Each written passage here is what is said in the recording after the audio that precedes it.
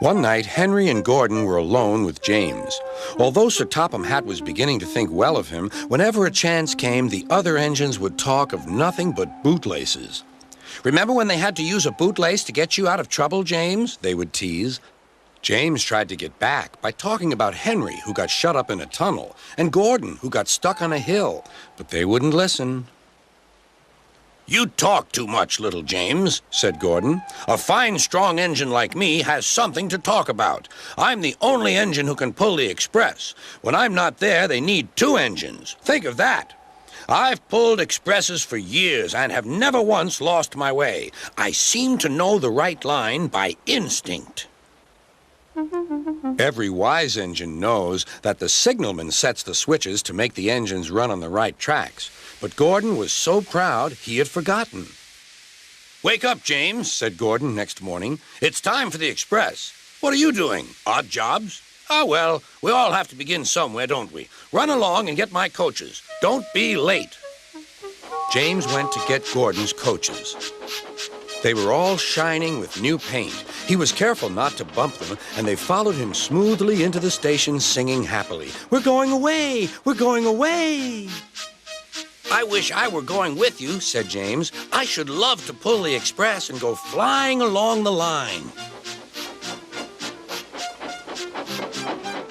Gordon, with much noise and blowing of steam, got ready to back onto the train.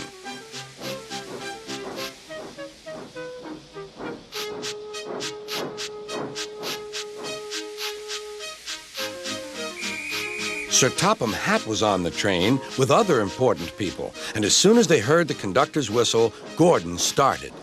"Look at me now," he puffed, and the coaches glided after him. "Boop, boop, boop, boop, boop. Goodbye, little James. See you tomorrow."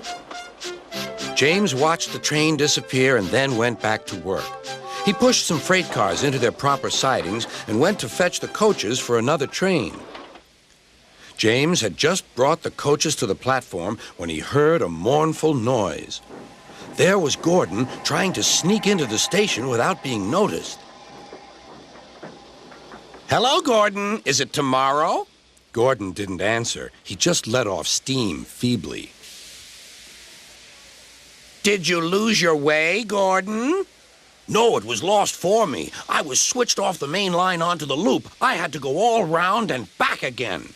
"Perhaps it was instinct," said James. All the passengers were shouting at the ticket window, "We want our money back." Sir Topham Hatt climbed onto a cart and blew the conductor's whistle so loudly that they all stopped to look at him. Then he promised them a new train at once. "Gordon can't do it. Will you pull it for us, James?" "Yes, sir. I'll try." So James was coupled on and everyone got in. "Do your best, James," said Sir Topham Hatt. Come along, puffed James.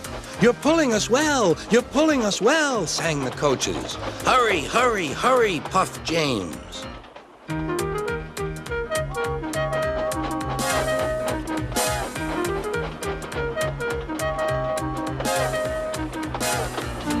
Bridges and stations flashed by. The passengers cheered, and they soon reached the station. Everyone said thank you to James, and Sir Topham Hatt was very impressed. "Well done. Would you like to pull the express sometimes?" "Yes, please," answered James. Next day, when James came by, Gordon was pushing freight cars. "I like some quiet work for a change," he said. "I'm teaching these cars manners. You did well with those coaches, I hear." "Good. We'll show them." And he gave his cars a bump. James and Gordon are now good friends. James sometimes takes the express to give Gordon a rest. Gordon never talks about bootlaces, and they're both quite agreed on the subject of freight cars.